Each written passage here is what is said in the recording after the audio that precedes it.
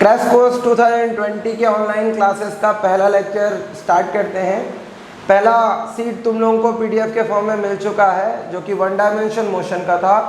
One dimension motion के majority question मेरे ख्याल से तुमसे बन गए होंगे, बट जैसा कि हम लोगों ने अनाउंस किया था कि हम सीट के सारे क्वेश्चन सॉल्व करके बताएंगे, हम एक एक करके सारे क्वेश्चन सॉल्व करके बता रहे हैं। क्वेश्चन नंबर 1 है, क्या है question? A person moves 30 meter north, then 20 meter towards east and finally 30√2 meter in southwest direction. The displacement of the person from the origin will be. मतलब बोला है कि एक व्यक्ति जो है 30 मीटर उत्तर की ओर गया, फिर 20 मीटर पूर्व की ओर गया, फिर 30 वर्गमूल 2 मीटर दक्षिण पश्चिम की ओर गया। अब व्यक्ति का विस्थापन कितना है? अब इस तरह का क्वेश्चन है। अब इस क्वेश्चन को सॉल्व करने के लिए बेटा सबसे पहले तुम क्या करो, पेपर में नेविगेशन बना लो, है ना। North, south, east and west, इसके बिना तो कुछ हो नहीं सकता, डायरेक्शन जानना जरूरी है। अब क्वेश्चन बोला है पर्सन मूव्स। अब चलो मान लेते हैं पर्सन जो है भाई ए पॉइंट से मूव करना स्टार्ट करता है। कितना? 30 मीटर नॉर्थ, नॉर्थ मतलब ऊपर की ओर 30 मीटर, ये आ गया, चलो पॉइंट बी तक पहुंच गए। अब उसके बाद 20 मीटर टुवर्ड्स ईस्ट, ईस्ट मतलब पूर्व की ओर, कितना? 20 मीटर, चलो 20 मीटर यहाँ पहुँच गए। अब उसके बाद बोला है 30√2 metre south west. South west मतलब ये साउथ, ये वेस्ट, दक्षिण पश्चिम इस तरफ होगा। ये एंगल कितना डिग्री का होगा? 45 डिग्री। तो यहाँ से ऐसे 45 डिग्री के एंगल पर 30√2 डिस्टेंस आया, बी से सी और सी से डी पहुँच गए। अब हम लोगों को ए से डी के बीच का डिस्टेंस निकालना है। अब यहाँ एंगल है, वो मिल जाएगा, ये पॉइंट मिल जाएगा, नहीं मिलेगा ये तो मुझे पता नहीं है कि जो डी पॉइंट है वो ए के कितने पास होगा। और यहाँ से ए से डी के बीच का अगर मेरे को डिस्टेंस निकालना है तो इसको निकालने का ये जो डायग्रामेटिक तरीका है वो सही तरीका नहीं है। इसे निकालने के लिए हम लोग क्या करते हैं, एक सिंपल ट्रिक से सॉल्व करना शुरू करते हैं। जब तक एक प्लेन में हूँ तो हम लोग ये S vector is equal to S X I cap और एस वाई जे कैप, जो कि तुम सबको ही जानते हो, यहाँ से सॉल्व कर सकते हैं। अगर प्लेन के ऊपर आया 3D में हम लोग मूव करा रहे हैं तो एस जेड भी ले सकते हो, उससे भी सॉल्व हो जाएगा। अब हम लोग यहाँ क्या कर रहे हैं, एस एक्स हमें निकालना है और एस वाई हमें निकालना है। तो एक्स और वाई लेने के लिए हम क्या करते हैं, इसके पैरेलल में यहाँ पे एक हम लोग एक्सिस बना लेते हैं, ये एक्स एक्सिस, ये वाई एक्सिस, ये समझ जाओ हमारा ओरिजिन है। अगर इधर जाएंगे तो कौन सा? पॉजिटिव। इधर लौटेगा तो कौन सा साइन होगा? नेगेटिव। ऊपर जाएगा तो कौन सा साइन होगा? पॉजिटिव। नीचे जाएगा तो कौन सा साइन होगा? नेगेटिव। ये पॉजिटिव एक्स डायरेक्शन, ऊपर पॉजिटिव वाई डायरेक्शन, ये नेगेटिव और ये नेगेटिव। इसको इससे कंपेयर कर लेना है। पहले ए से स्टार्ट किया, किधर गया? बी की तरफ, ऊपर की ओर गया पॉजिटिव वाई डायरेक्शन में, तो एस वाई का वैल्यू कितना है? 30 मीटर। अब अगर देखेंगे यहाँ 20 मीटर किधर गया? 20 मीटर देखो ईस्ट की तरफ, पूर्व की ओर गया, तो भी पॉजिटिव डायरेक्शन में, तो यहाँ पर भी प्लस क्या हो जाएगा? 20 मीटर। ये पॉजिटिव था। बट अब देखेंगे तो 30√2 एक एंगल से आया। उस एंगल को अगर हम लोग चाहें तो फैक्टराइज कर सकते हैं बेटा, उसको उसके अवयवी घटकों में वियोजित कर सकते हैं। ये एंगल 45 डिग्री है, तो 30√2 का इधर वाला घटक क्या होगा? cos थीटा, आधार घटक 30√2 cos 45 डिग्री, ऐसा होगा। ये क्या होगा? 30√2 sin 45 डिग्री। अब बेटा अगर इसको सॉल्व करोगे तो 30√2 cos 45 कितना होता है? 1/√2, √2 से √2 कैंसिल हो जाएगा, कितना आ जाएगा? 30। यहाँ देखेंगे तो 30√2 sin 45 भी 1/√2 होता है, √2 से √2 कैंसिल हो जाएगा, कितना आ जाएगा? 30। तो ये अगर देखेंगे तो इस तरफ मूव किया है और ये देखेंगे तो इस तरफ मूव किया है, तो ये नेगेटिव एक्स डायरेक्शन में और ये नेगेटिव वाई डायरेक्शन में। तो नेगेटिव एक्स डायरेक्शन में कितना? -30 और नेगेटिव वाई डायरेक्शन में कितना? तो -30 मीटर। तो एस एक्स देखो 20 - 30 कितना होगा? -10 और 30 - 30 कितना हो जाएगा? 0। तो इसका मतलब देखेंगे तो वाई एक्सिस में तो इसका डिस्प्लेसमेंट 0 है, एक्स एक्सिस में डिस्प्लेसमेंट कितना आया? -10। एक्स एक्सिस में -10 मतलब इस तरफ मूव किया, इस तरफ मूव किया मतलब यहाँ से इस तरफ मूव किया, मतलब हम बोल सकते हैं 10 मीटर टुवर्ड्स कौन सा डायरेक्शन? वेस्ट।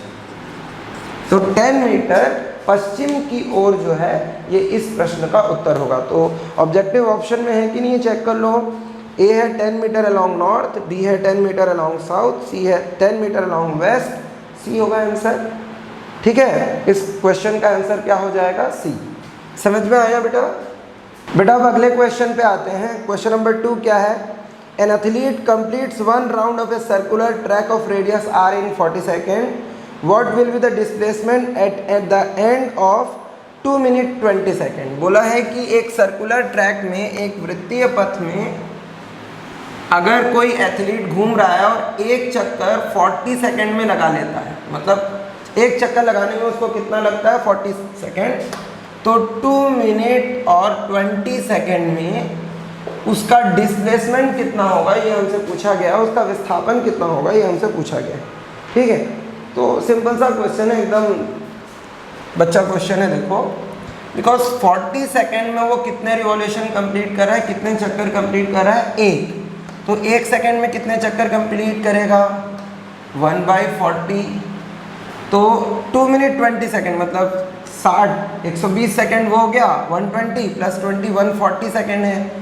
अगर हम लोग इसको सॉल्व कर लें तो 140 सेकेंड में कितने रिवॉल्यूशन कंप्लीट करेगा? तो 140 डिवाइडेड बाय 40, कैंसिल आउट करो, 4 3 जा 5 जा, तो 3.5 रिवॉल्यूशन कंप्लीट किया, 3.5।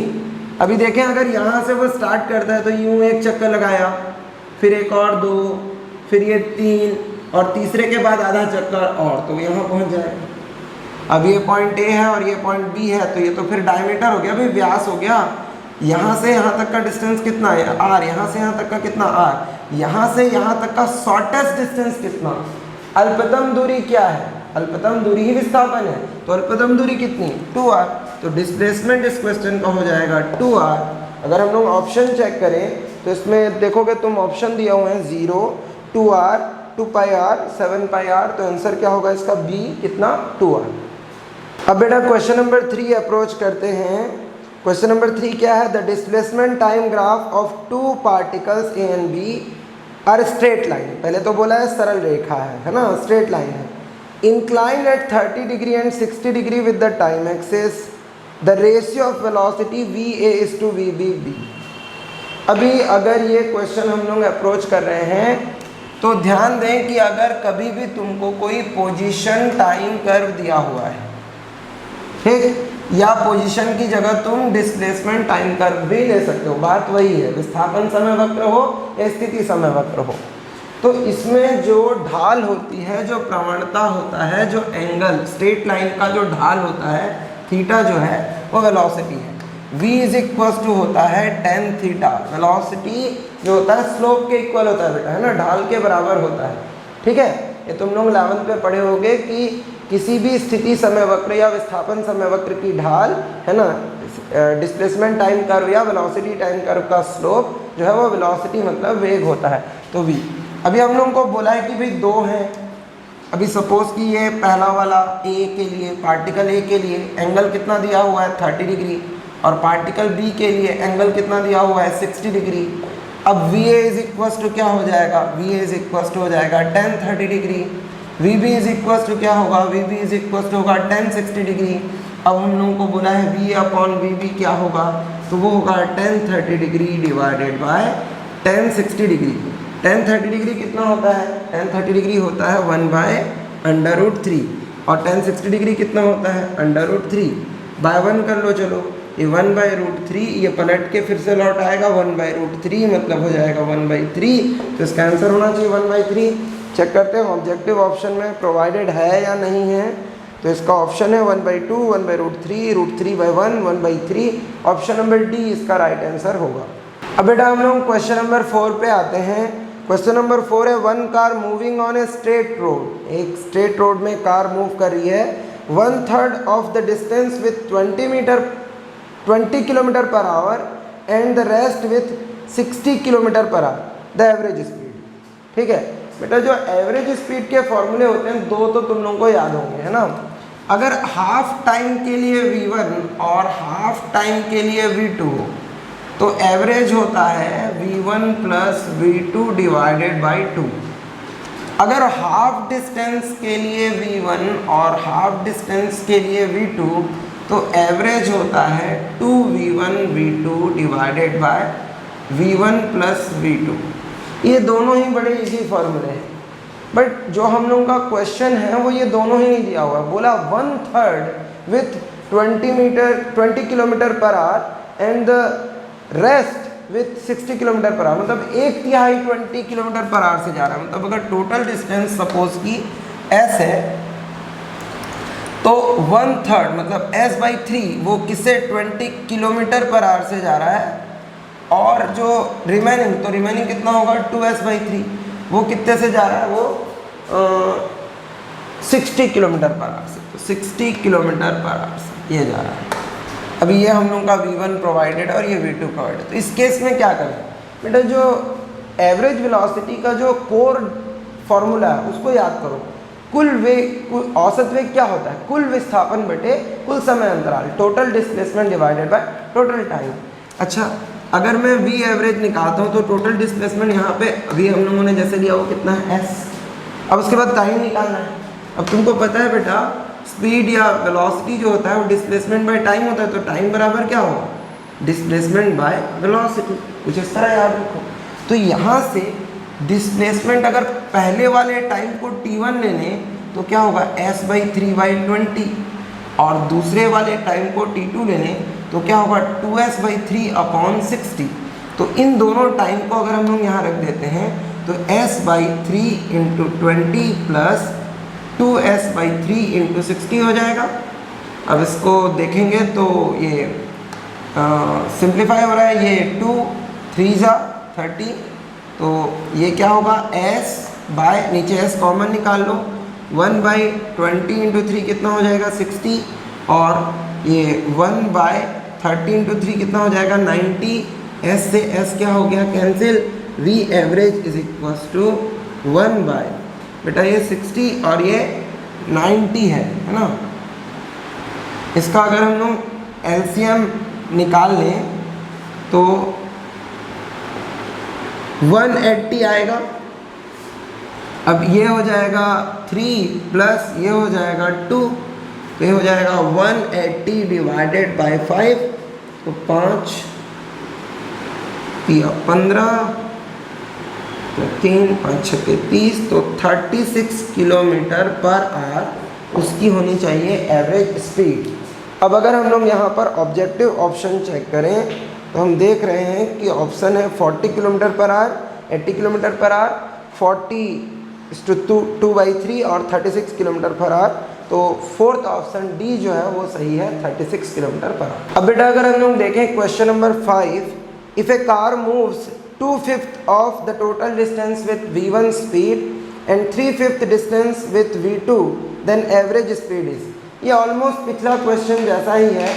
बोला है कि 2/5 डिस्टेंस को 2/5 डिस्टेंस, अभी अगर टोटल डिस्टेंस हम लोग s ले लें तो इतने को किस स्पीड से, V1 स्पीड से, और 3/5 डिस्प्लेसमेंट को V2 स्पीड से मूव करना है। तो अगर मेरे को यहाँ V एवरेज निकालना है तो टोटल डिस्प्लेसमेंट कितना है, s डिवाइडेड बाय, फिर टाइम लेना पड़ेगा, 2s/5/V1 प्लस 3s/5/V2। अभी देखेंगे तो यहाँ s, यहाँ से s/5 हमारा कॉमन आ जाएगा, यहाँ बचेगा 2/V1 और यहाँ बचेगा 3/V2। s से s हमारा कैंसिल हो गया। अभी अगर इसको हम देखें इज इक्वल्स टू, ये 1/5 ऊपर चला जाएगा 5, इसका एलसीएम निकालेंगे तो आएगा V1 × V2 और ऊपर आ रहा है 2V2 और 3V1 ऐसा। तो इसको हम लोग लिख सकते हैं 5V1V2 upon 3V1 plus 2V2। तो ऑब्जेक्टिव ऑप्शन में चेक करें बेटा तो हम लोगों का जो फोर्थ ऑप्शन डी है वो सही है। अब हम अगले क्वेश्चन को डिस्कस करेंगे। क्वेश्चन नंबर 6 बोला है a bullet fired into a target loses half of its velocity after penetrating 3 centimeter. How much further it will be penetrate before coming to rest, assuming that its face constants resistance to motion. मतलब हम लोग के पास भैया एक पेड़ है, अब इस पेड़ में हम लोग एक बुलेट मार दिए हैं, गोली लग गई, अब एक गोली यहाँ से चालू करी है ना, और बोलता है कि 3 सेंटीमीटर जब पहुँची, 3 सेंटीमीटर जब पहुँची तो उसने अपनी वेलोसिटी का आधा खो दिया। मतलब अगर यहाँ v था तो यहाँ v/2 हो गया, है ना। बोलता है कि और कितना अंदर घुसेगा, भाई अंदर कितना और धंस जाएगा, ये क्वेश्चन पूछा है हम लोगों को, ये डिस्प्लेसमेंट पूछा है। बोला है कांस्टेंट रेजिस्टेंस टू मोशन। अगर कांस्टेंट रेजिस्टेंस टू मोशन बोला है, इसका मतलब क्या बोला है? बोला है कि एक्सेलरेशन मतलब त्वरण जो है वो क्या है, त्वरण ना बोले, मंदन बोले, रिटार्डेशन बोले तो वो, या नेगेटिव एक्सेलरेशन भी बोल सकते हो, वो कांस्टेंट है। तो बेटा एक तो इसके दो क्वेश्चन है। देखो फर्स्ट फेज में हम लोग यहाँ से एक्सेलरेशन निकालेंगे और उसको सेकंड फेज में पुट कर देंगे। अच्छा, पहले केस में जो u है वो v है और इनिशियल वेलोसिटी v है, और जो v है वो क्या है, v/2। इसको चलो v डैश लिख लेते हैं ना, तो या इसको v डैश लिख लो, v डैश चलो, है ना। तो v is equal to u plus at क्या है, फर्स्ट इक्वेशन ऑफ मोशन, गति का प्रथम समीकरण। v is equal to u plus at होता है final velocity v/2, initial velocity v। अच्छा, a हम लोगों को निकालना है और t का वैल्यू कितने सेकंड में बोला है? अच्छा, ये 3 सेंटीमीटर में बोला है ना, डिस्प्लेसमेंट गलत हो गया क्वेश्चन में।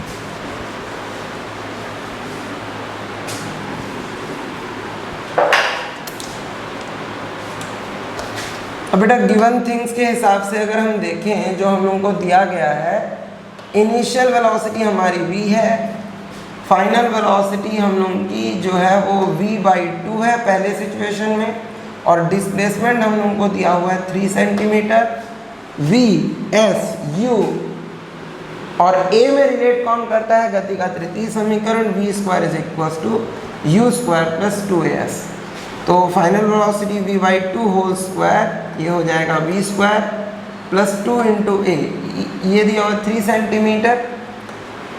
अच्छा, तो यहाँ से अगर हम देखेंगे तो ये v स्क्वायर बाई 4 हो गया, ये हो गया v स्क्वायर प्लस 6a, तो यहाँ से 6a इज इक्वल हो जाएगा v square by 4 minus v square. तो a इज इक्वल टू हो जाएगा, यहाँ से अगर हम लोग इसको 6 से अभी रहने दो, 4 ये हो जाएगा माइनस 3v स्क्वायर। चलो 6 को अगर इधर ले जाए तो डिवाइडेड बाई 6, 3 2 जा हो जाएगा, ये माइनस v स्क्वायर बाई क्या आ गया 8। ये हो गया इसका एक्सेलरेशन, मतलब इसका त्वरण। अब इस त्वरण को हम लोग अगले सेक्शन में रख देंगे। अभी प्रारंभिक वेग कितना है v/2 और अंतिम वेग क्या है 0, क्योंकि उसके बाद तो वो क्या आ जाएगा, रेस्ट में, मतलब विरामावस्था में आ जाएगा। तो अगर इसको मैं सॉल्व कर रहा हूँ इस तरह से, इनिशियल वेलोसिटी को फिर से v ले ले रहा हूँ और डिस्प्लेसमेंट मुझे पूछा गया है, तो यही लगेगा v square is equal to u square plus 2as। Final velocity कितनी है 0, इनिशियल वेलोसिटी इस केस में कितनी है v/2, v/2 का क्या हो जाएगा whole square plus 2 into acceleration कितना है बेटा मेरा माइनस v स्क्वायर बाई 8, तो यहाँ रख दूंगा माइनस v स्क्वायर बाई 8।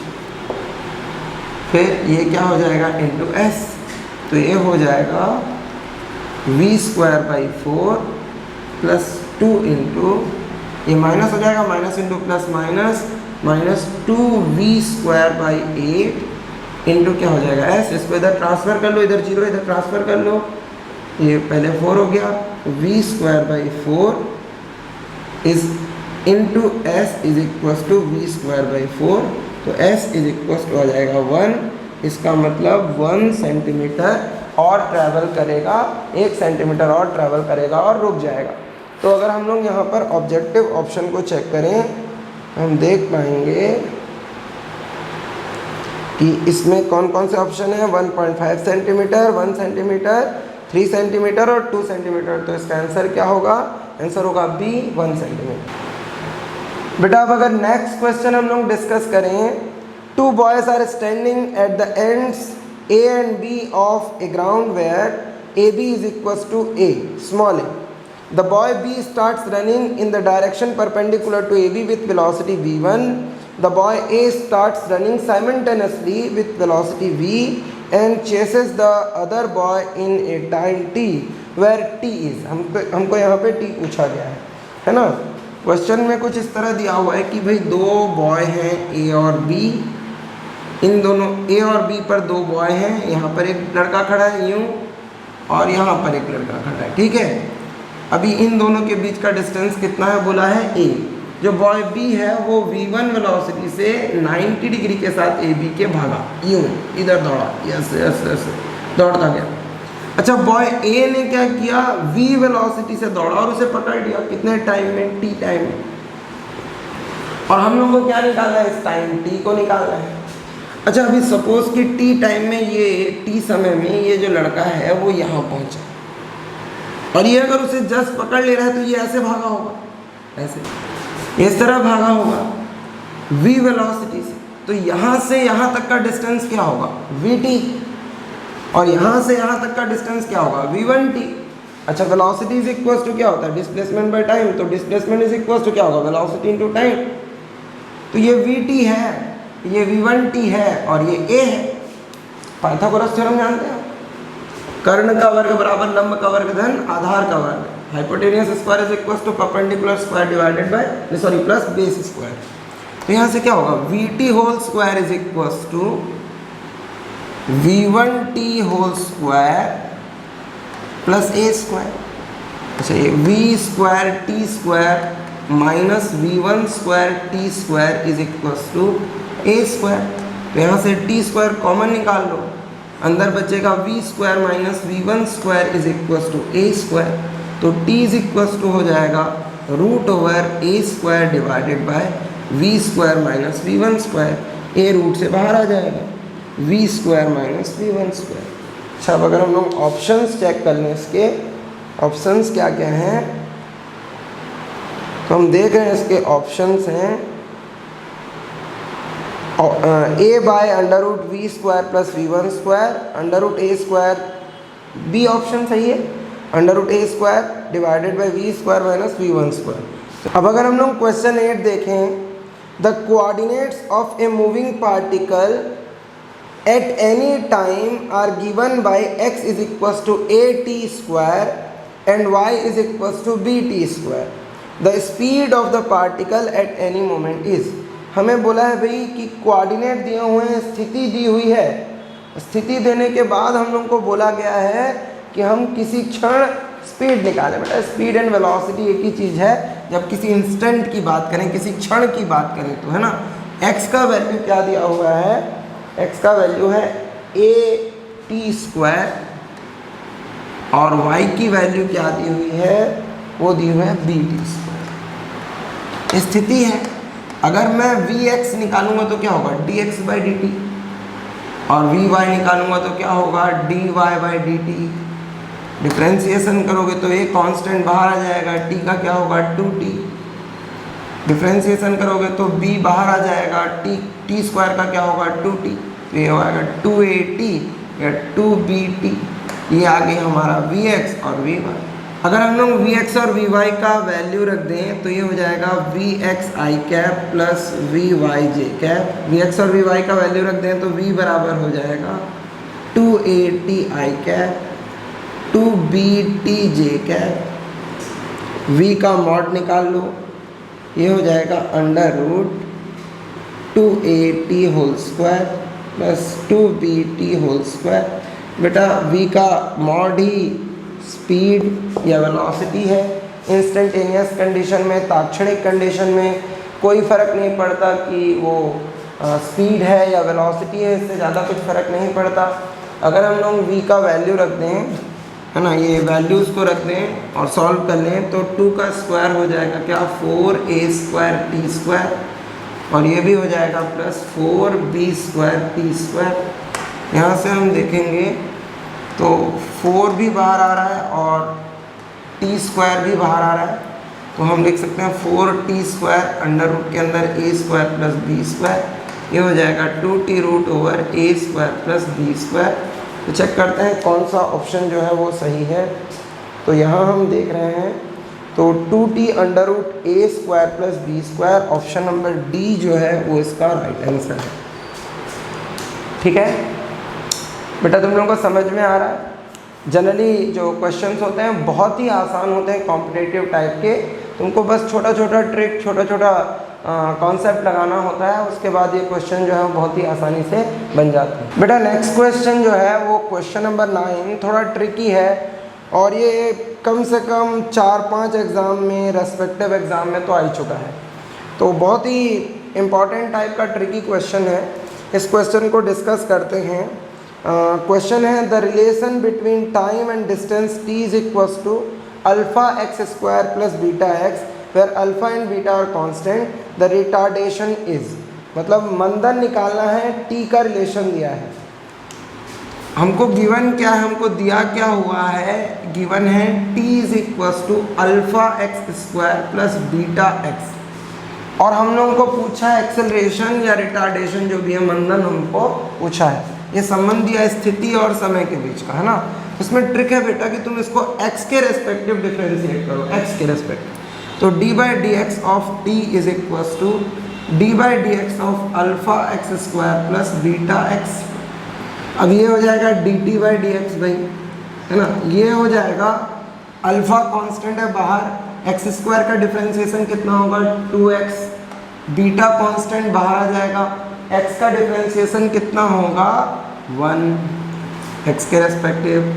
अब चूंकि v is equals to D X by D T होता है, तो dt by D X is equals to क्या हो जाएगा, dt by D X is equals to upon 1 लिखो, हम 1 बाई वी लिख सकते हैं, इसकी जगह लिख लेंगे 1 बाई वी। अच्छा ये इसको एक साथ 2 अल्फ़ा एक्स प्लस बीटा ले लेते हैं। अब हम लोगों को क्या निकालना है, एक्सेलरेशन, मंदन a इज इक्वल्स टू क्या होता है dv बाई डी एक्स निकालना है, dv by D T, sorry time के रेस्पेक्ट ये निकालना है। तो हम क्या करते हैं, इसको डी बाई डी टी कर लेते हैं दोनों तरफ। तो 1 बाई वी, चलो इसको मैं ऊपर ले जाऊँ तो लिख लूँगा v टू दी पावर -1, ये हो जाएगा d by D T of 2 alpha x plus beta. Alpha और बीटा कांस्टेंट है, टू भी कांस्टेंट होगा।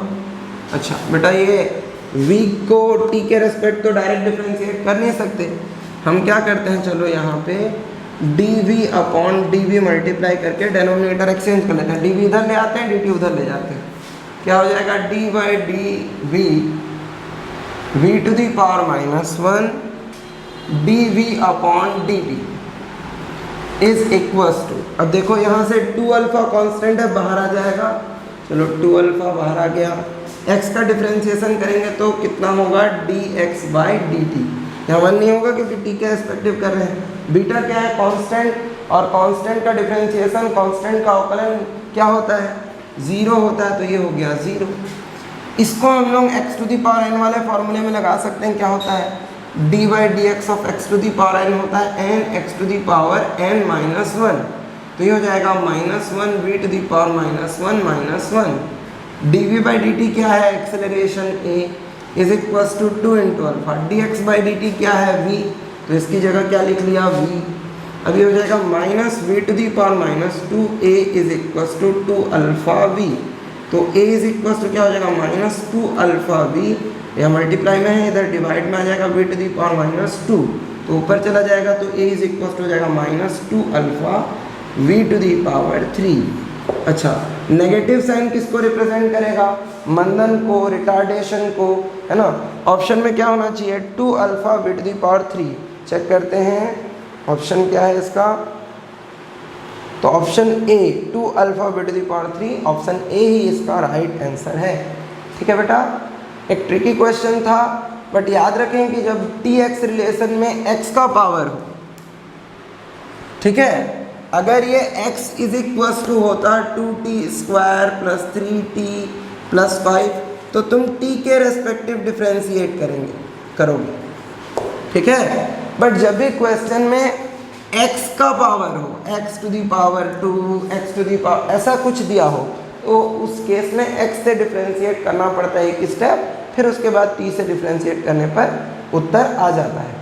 ठीक है, तो जब भी x के पावर में क्वेश्चन दिया होता हो, तो उस केस में x पे x के सापेक्ष अवकलन करते हैं, x के रेस्पेक्टिव डिफरेंशिएट करते हैं, ये इस टॉपिक का ट्रिक है, तभी तुम्हारे ये क्वेश्चन बनेंगे। ठीक है, अब अगला जो 10th नंबर क्वेश्चन है, अगर तुम्हें सिंपल सा ट्रिक आता है तो क्वेश्चन तुमसे बन जाएगा। बोला है a body starts from rest, what is the ratio of distance travelled by the body during 4th and 3rd second. 4th और 3rd सेकेंड में हम लोग को डिस्टेंस ट्रेवल निकालना है।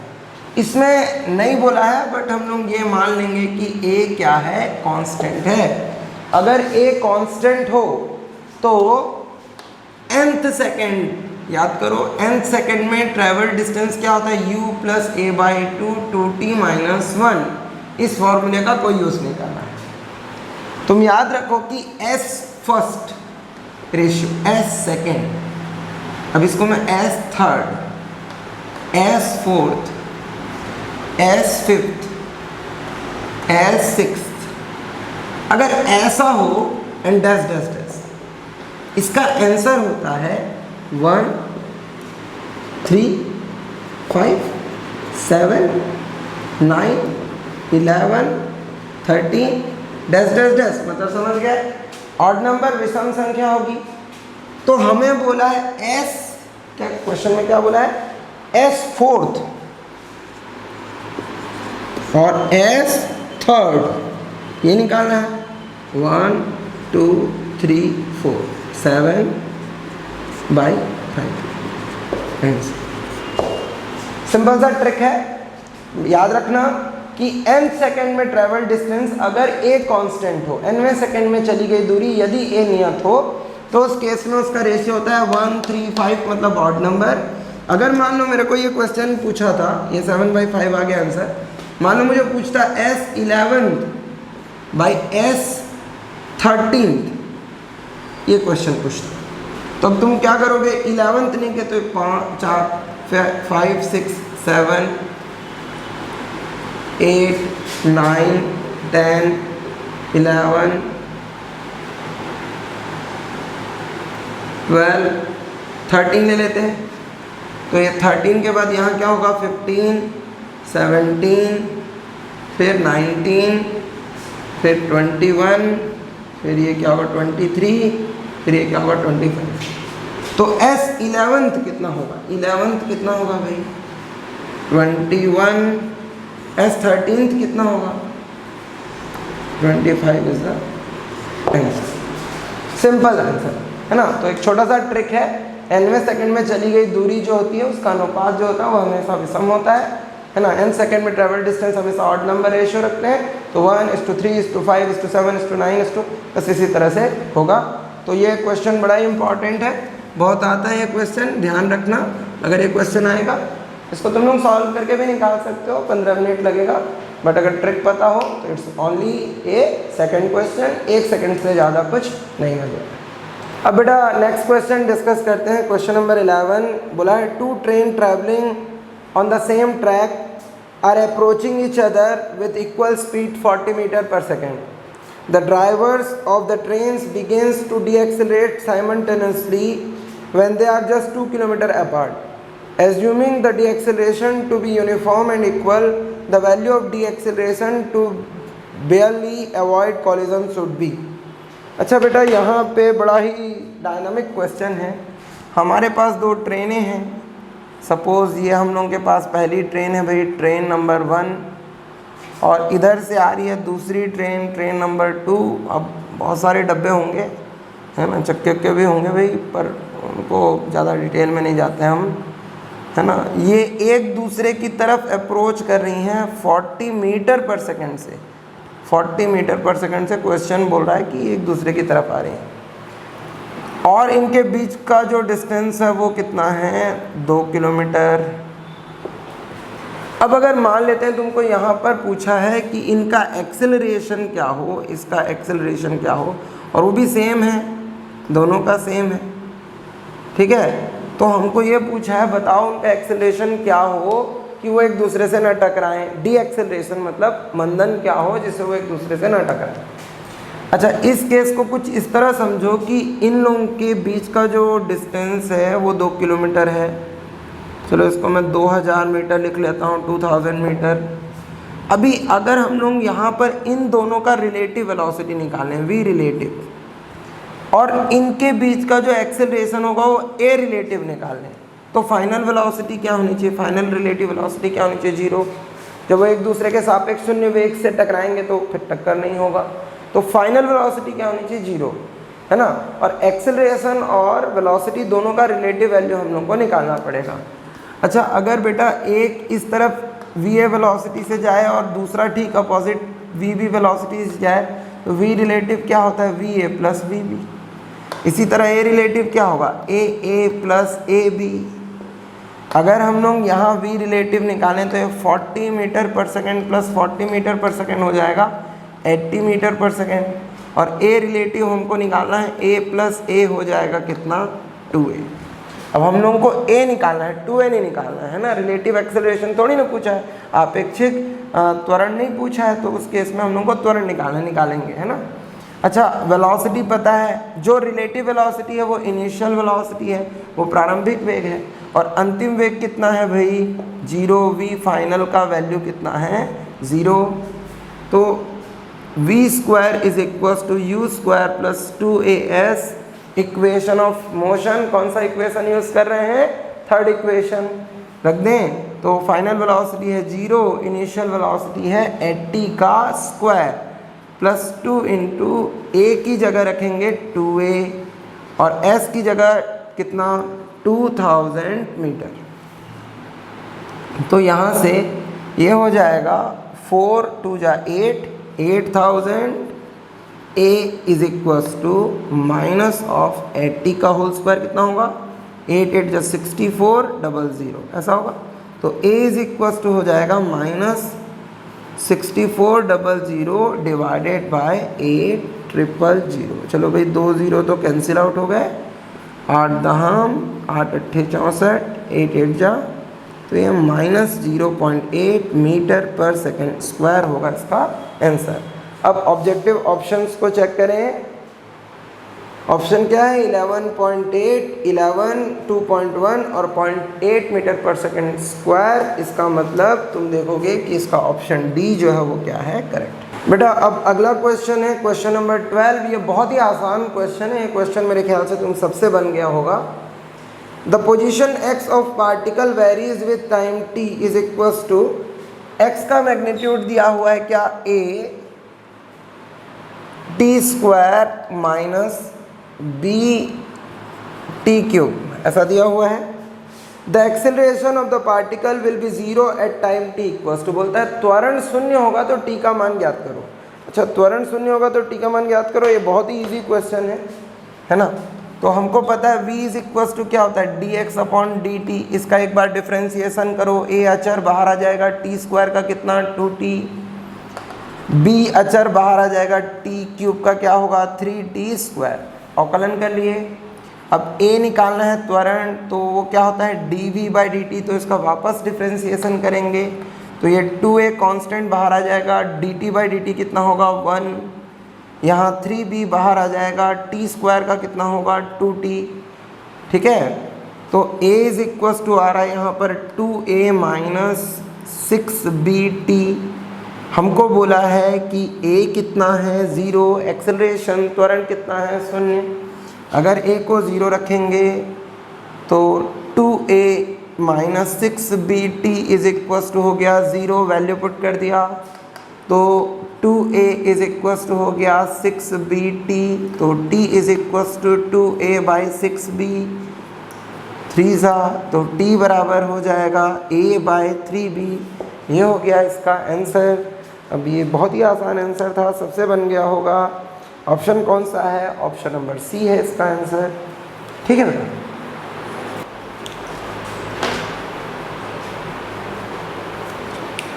अब बेटा हम लोग क्वेश्चन नंबर 13 डिस्कस करेंगे। क्वेश्चन नंबर 13 थोड़ा ट्रिकी क्वेश्चन है। अब क्वेश्चन नंबर 13 क्या है, देखो, the displacement of x a particle varies with time t, x is equals to दिया हुआ है क्या, x is equals to a e to the power minus alpha t और plus b e to the power beta t, कुछ ऐसा दिया हुआ है। और where a b alpha and beta are positive constant the velocity of the particle will be, velocity पूछा है और यहाँ पे बहुत कुछ दिया हुआ है। अब इनको डिस्कस करने के लिए हम लोग वेलोसिटी भी निकालेंगे और क्योंकि यहाँ बोला है go on decreasing, go on increasing, ऐसा बोला है मतलब वेग में वृद्धि होगी, वेग में कमी होगी, बोले त्वरण भी पता करना पड़ेगा। अगर एक्सेलरेशन पॉजिटिव होगा तो वृद्धि होगा, एक्सेलरेशन कम होगा मतलब नेगेटिव होगा तो उस केस में वेलोसिटी डिक्रीज करेगा, है ना। बेटा वेलोसिटी क्या होता है, dx बाय dt। अब x की वैल्यू रख देंगे तो d by D t a e to the power minus alpha T plus b e to the power beta t. अब इसको अगर अवकलन कर देंगे, डिफ्रेंशिएट कर देंगे तो ए कांस्टेंट है, बाहर आ जाएगा, E to the power minus alpha T का E to the power minus alpha T, फिर अल्फ़ा टी का दोबारा करेंगे तो माइनस अल्फ़ा हो जाएगा। बी कांस्टेंट बाहर आ जाएगा, E to the power beta T का E to the power beta T, फिर बीटा टी का डिफ्रेंशिएशन करेंगे तो क्या आ जाएगा, बीटा। तो ये हो जाएगा minus A alpha E to the power minus alpha T और B beta E to the power beta T, ऐसा हो जाएगा। ये क्या आ गया हमारा वेलोसिटी। अब हम लोगों को निकालना है एक्सेलरेशन, त्वरण, d v by D t. ये क्या हो जाएगा, एक बार फिर इसका डिफ्रेंशिएशन करेंगे, D by D T of minus A alpha E to the power minus alpha T plus B beta E to the power beta T. अच्छा, अब इसमें माइनस ए अल्फ़ा बाहर आ गया, E to the power minus alpha T का minus E to the power minus alpha T और minus alpha T का करेंगे तो फिर से क्या आ जाएगा, माइनस अल्फ़ा, ठीक है। फिर बी बीटा कांस्टेंट बाहर आ गया, E to the power beta T का E to the power beta T, फिर बीटा टी का करेंगे तो एक क्या आ जाएगा, बीटा। अब देखेंगे माइनस इंटू माइनस हो गया प्लस, तो A alpha square E to the power minus alpha T और plus B beta square E to the power beta T. ये हो गया आंसर। अब अगर यहाँ देखें एक्सेलरेशन जो हमारा है, चलो हम लोग इसको ए डैश ले लेते हैं, ए से कंफ्यूज ना हो, तो ए बी अल्फ़ा और बीटा ये सब के सब पॉजिटिव हैं और E to the power minus alpha T E to the power beta T इनके भी वैल्यू क्या होंगे, पॉजिटिव, क्योंकि ये नेगेटिव तो हो नहीं सकेंगे। तो ये भी पॉजिटिव, ये भी पॉजिटिव, ये भी पॉजिटिव, ये भी पॉजिटिव, तो एक्सेलरेशन क्या आ गया, पॉजिटिव। तो वेलोसिटी क्या होगी, बढ़ेगी, इंक्रीज करेगी। अब अगर यहाँ पे हम लोग ऑब्जेक्टिव का ऑप्शन देखें, go on decreasing with time, वेग में कमी होगी क्या, नहीं होगी। Be independent of alpha beta, बेटा अल्फ़ा और बीटा तो है एक्सेलरेशन में भी, वेलोसिटी में तो उससे इंडिपेंडेंट कैसे हो सकता है।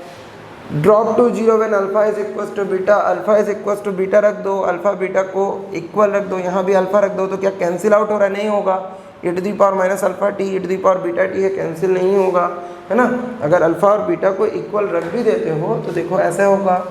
थर्ड ऑप्शन को चेक करना है तो इसके लिए हम लोग क्या कर लेते हैं, minus A alpha E to the power minus alpha T plus b alpha E to the power alpha t करो। तो इस केस में ए और बी अलग अलग हैं तो कैसे कैंसिल होगा, और ये भी माइनस अल्फ़ा टी है, बीटा टी है, कैंसिल नहीं होगा, तो सी ऑप्शन भी इसका ठीक नहीं है। Go on increasing with time मतलब लगातार वृद्धि होगी। अच्छा, ये तो लग रहा है ए पॉजिटिव है तो वी में लगातार क्या होगी, वृद्धि होगी, तो ये ऑप्शन सही लग रहा है। तो इसका आंसर होगा ऑप्शन नंबर डी, 13 का ऑप्शन नंबर होगा क्या, डी। अब बेटा क्वेश्चन नंबर 14 है, speed of two identical cars are u and four u. Identical है मतलब कार वही है, सेम कार कुछ भी ले लो, है ना। फरारी है सोचो, या अपन मारुति सुजुकी वाले हैं वो ले लेते हैं कोई, वो कार सेम है तो उसके चक्के सेम होंगे तो ब्रेक सेम लगेगा, तो फ्रिक्शन सेम होगा मतलब एक्सेलरेशन सेम होगा, त्वरण बराबर होगा, है ना।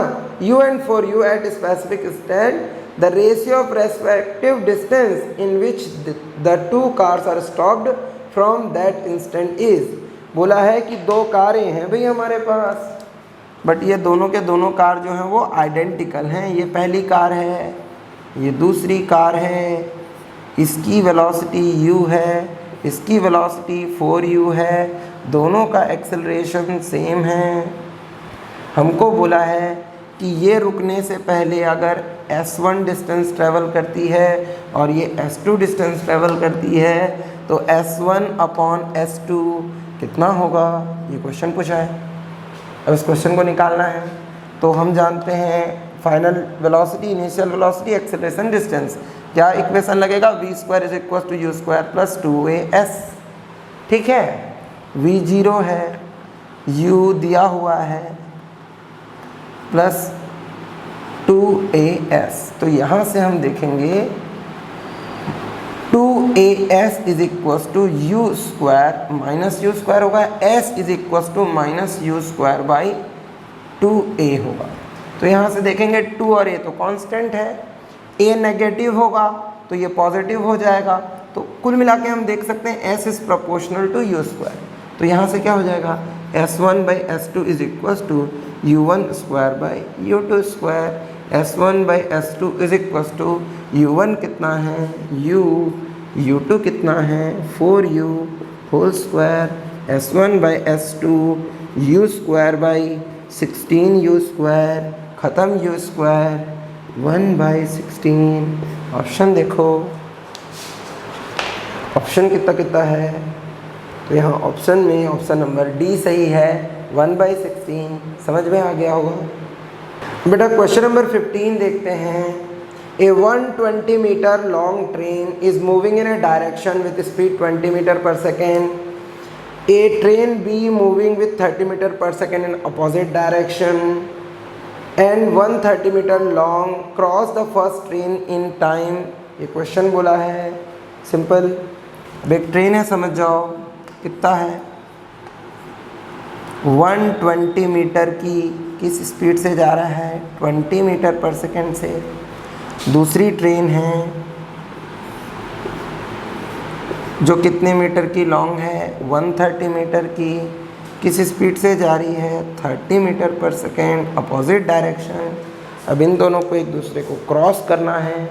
हमारे पास दो ट्रेनें हैं, अगर ये दोनों ट्रेनें एक दूसरे के अपोजिट जा रही हैं कुछ इस तरह से, तो कब क्रॉस करेगा, सोचो। पहली ट्रेन को दूसरी ट्रेन को क्रॉस करना है अगर, तो यूँ आया, अभी क्रॉस हो गया है क्या, ऐसे जब होगा तो अभी क्रॉस हो गया है क्या, नहीं, क्रॉस तो तब होगा जब ये और आगे निकल जाए, इस तरह, इस केस में क्रॉस होगा। इसका मतलब अगर इन दोनों को, इस ट्रेन को अगर पहली वाली ट्रेन को क्रॉस करना है तो जब ये दोनों एक दूसरे के पैरेलल आ जाएंगे तब ये क्रॉस नहीं करेगा। इस केस में वो कितना डिस्टेंस ट्रैवल किया, इसका 120 मीटर, थोड़ा लंबा है ना। फिर उसको अगर क्रॉस करना है तो इस वाले सिचुएशन में जाना पड़ेगा यहाँ, मतलब उसे अपना डिस्टेंस भी ट्रैवल करना पड़ेगा, अपना लेंथ भी ट्रैवल करना पड़ेगा।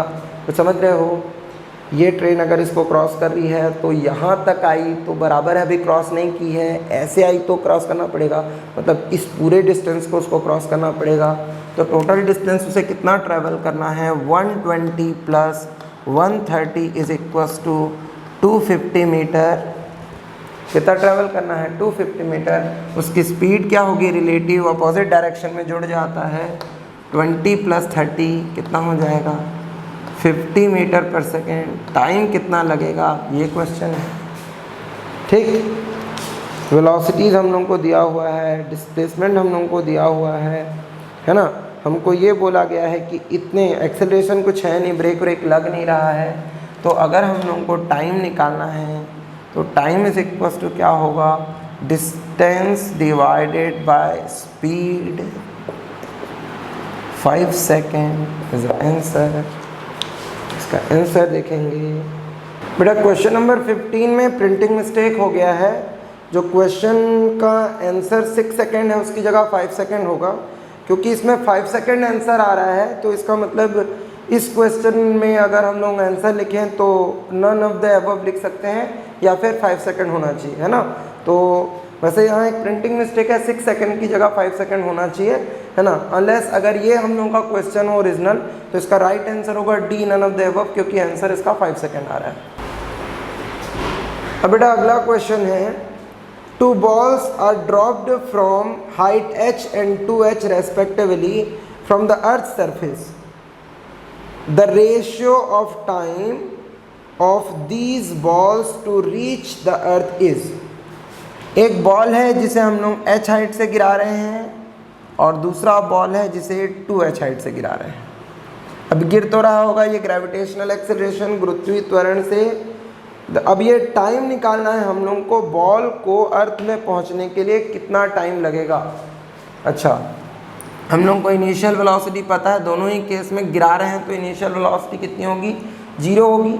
अब इसमें टाइम कितना लगेगा, है ना। हम लोग को u पता है, s पता है, a पता है ना, और t निकालना है। तो हम कौन सा इक्वेशन यूज़ करेंगे, second s is equal to u t plus half a t square. बेटा s दिया है फर्स्ट केस में h, प्रारंभिक वेग है 0, initial velocity 0 into T, 1/2 into G into T का स्क्वायर। ठीक है, वैसे अगर तुम यहाँ से सॉल्व करो वैल्यू निकाल करके तो निकल जाएगा 2h/g is equals to T square. इसको अगर हम लोग t1 ले लें तो t1 square, then t1 is equals to आ जाएगा √2h/g। इसी तरह से अगर हम लोग 2h ले लें और ये हो जाएगा 0 into t plus half g into t2 square, ये हो जाएगा 4h/g is equals to t2 square, then t2 is equals to हो जाएगा √4h/g। और क्वेश्चन में हम लोग को क्या पूछा है, t1/t2, तो वैल्यू रख दें, ये हो जाएगा √2h/g और √4h/g। तो ये √2h/g कैंसिल हो जाएगा, क्या बचेगा 1/√2। वैसे बेटा तुम इसको डायरेक्ट यहाँ से भी कैलकुलेट कर सकते थे, अगर t इज इक्वल्स टू यहाँ से निकालें तो क्या हो जाएगा। वैसे इनिशियल वेलोसिटी क्योंकि 0 ही होगी कंडीशन में, तो इनिशियल वेलोसिटी अगर 0 होगी तो s is equals to 0 into t plus 1/2 g t square लिख लो a को। तो यहाँ से ये आ जाएगा t इज इक्वल्स टू √ के अंदर 2s/g, g और 2 तो कांस्टेंट है, तो t इज इक्वल्स टू हो जाएगा t इज प्रोपोर्शनल टू हो जाएगा √s। तो t1/t2 इज इक्वल्स टू हो जाएगा √s1/√s2। तो t1/t2 इज इक्वल्स टू हो जाएगा √h/2h। तो यहाँ से भी हम लोग देख रहे हैं कि 1/√2 बड़ी आसानी से मिल जा रहा है। तो इस क्वेश्चन का आंसर होगा 1/√2। अब ऑप्शन देखो, ऑप्शन में है कि नहीं, हाँ है, फर्स्ट ऑप्शन ही इसका राइट है। तो क्वेश्चन नंबर 16 का आंसर होगा ऑप्शन ए 1/√2। अब बेटा नेक्स्ट क्वेश्चन है question number 17। The velocity time graph of a body moving in a straight line is shown in the figure. The displacement and the distance travelled by the body in 6 second are respectively. बेटा हम लोगों को बोला गया है कि velocity time graph दिया हुआ है। वीटी ग्राफ का जो क्षेत्रफल होता है, एरिया ऑफ वीटी ग्राफ, वो होता है डिस्टेंस या डिस्प्लेसमेंट। अगर ऊपर और नीचे दोनों को ऐड कर दो तो जो आएगा उसको बोलते हैं हम लोग क्या, उसको बोलते हैं, दोनों को ऐड करेंगे तो डिस्टेंस, और ऊपर वाले को प्लस और नीचे वाले को माइनस कर दो तो जो आएगा उसको क्या बोलते हैं, डिस्प्लेसमेंट। देखो कैसे सॉल्व होना है। कर्व कुछ इस तरह का है, यहाँ बना लेते हैं कर्व को। अच्छा, ये हम लोग का टाइम है और इधर है वेलोसिटी। अच्छा, कर्व यहाँ पे 4 से स्टार्ट हो रहा है, यहाँ 0 पे, और जो हम लोगों का ये वाला पॉइंट है ये है 2 पे। अच्छा, 2 से नीचे 2 तक, यहाँ तक 2 हो रहा है, ये 2 तक यूँ आकर के आगे यहाँ पर वो ऐड कर रहा है, कहाँ पर, 4 पर, और 4 के बाद ऊपर जा रहा है यहाँ, ये भी 2 पर ऐसे, और यहाँ आगे ये वाला पॉइंट है 6। अब इसको मैं इस पूरे को A1 लिख लेता हूँ, इस वाले हिस्से को। अब वीटी कर्व निकालना है, कर्व से एरिया निकालना है, तो ये वाला एरिया हमें निकालना है पहले, फिर ये वाला एरिया निकालना है, फिर ये वाला एरिया निकालना है। तो इसको मेंशन कर लेते हैं, एक को A1, इसको ले लेते हैं हम लोग क्या, A2, इसको लेते हैं A3।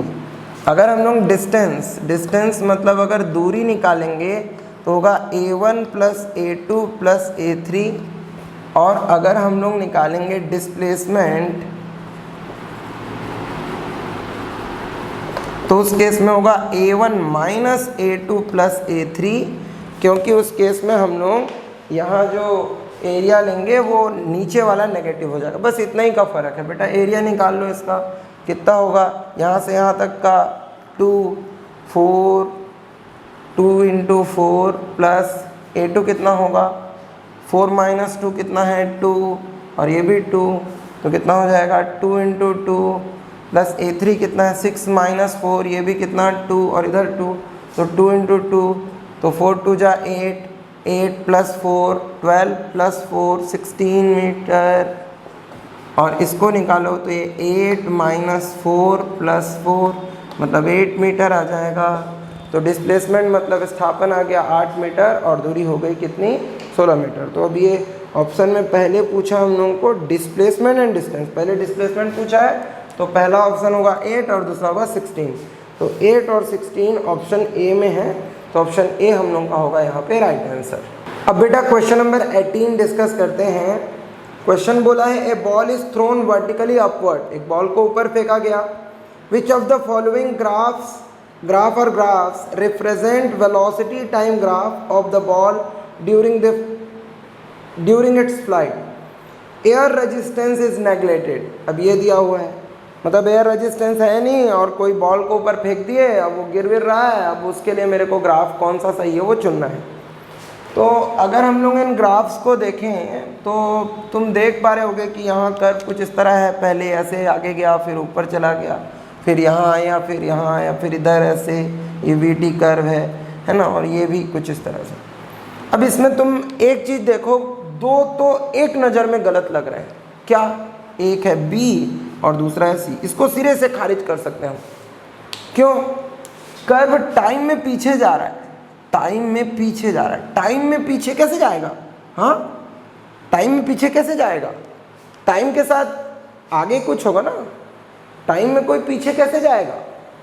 समझ में आया? कभी भी टाइम जो है वो बढ़ता है ना। अभी कितना बज रहा है, जितना भी बज रहा है, सपोज मेरी घड़ी में अभी बज रहा है 4, तो 4 बज रहा है। अगर 4 बजे के बाद थोड़ी देर बाद 4:10 होंगे ना, ऐसा तो नहीं कि 3:50 हो जाएंगे थोड़ी देर बाद।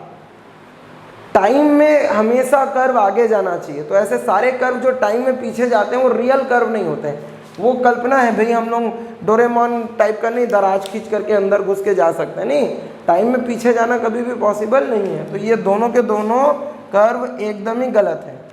अब बात हुई यहाँ पर, यहाँ देखेंगे तो एक्सेलरेशन पहले नेगेटिव है फिर पॉजिटिव है।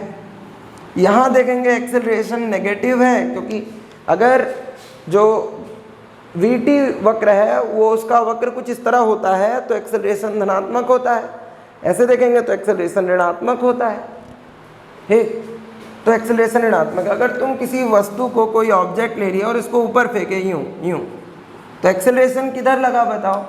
डाउनवर्ड। डाउनवर्ड क्या लग रहा है? G। क्या G अपना डायरेक्शन बदल रहा है? पहले नीचे लग रहा है फिर ऊपर लग रहा है, ऐसा कुछ हो रहा है कि नहीं?